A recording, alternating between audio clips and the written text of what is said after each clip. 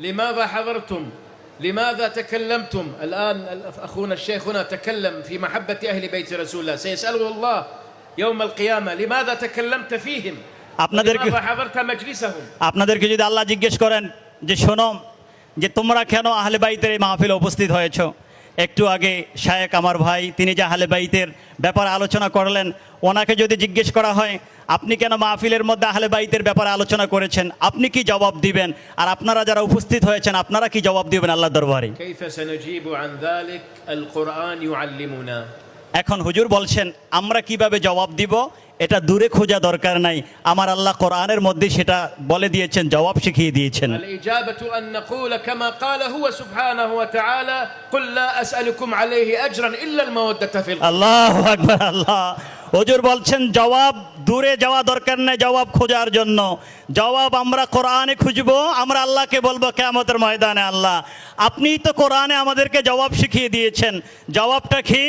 আল্লাহ আপনি কি কোরআনে বলেন নাই কুল লা আসআলুকুম আজরান ইল্লাল মাওয়াদ্দাতা ফিল কুরবা? আল্লাহ আপনি তো কোরআনে বলেছেন আমি কিছু চাই না হাবিব, আপনি তাদেরকে বলে দেন কিছুই চাই না, আমি শুধু তোমাদের কাছে চাই আমার আহলে বাইতের ভালোবাসার এজাহার করবে, তাদেরকে ভালোবাসবে।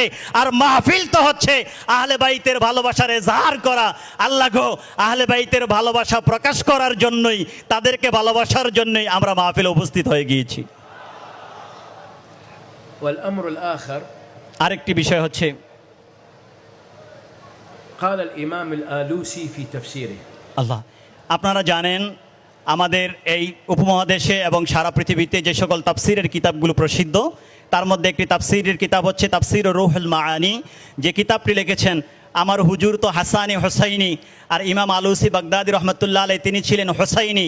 সেই ইমাম আলুসি বাগদাদি রহমতুল্লাহ আলাই উনি ওনার তাফসিরে রুহুল মাআনির মধ্যে বলছেন قال عن هذا الملعون يزيد আল্লাহ ইমাম আলুসি বাগদাদি রহমতুল্লাহ আলাই এই অভিশপ্ত ইয়াজিদের ব্যাপারে তিনি তার তাফসিরের মধ্যে বলছেন قال ويغلب على هذا الملعون يزيد بن معاوية أنه لم يكن مصدقا برسالة رسول الله صلى الله عليه وسلم। শুনেন আজকের এই কথার মধ্যে অনেকের প্রশ্নের জবাব চলে আসবে।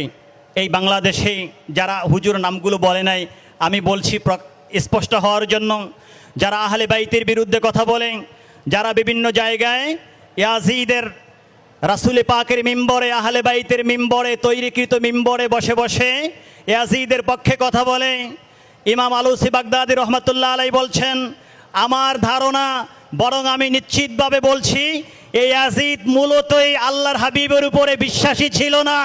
ইয়াজিদের কর্মকাণ্ড প্রমাণ করে সে কখনো মুসলমান ছিল না, সে মূলত ইসলাম ধর্মই গ্রহণ করে নাই।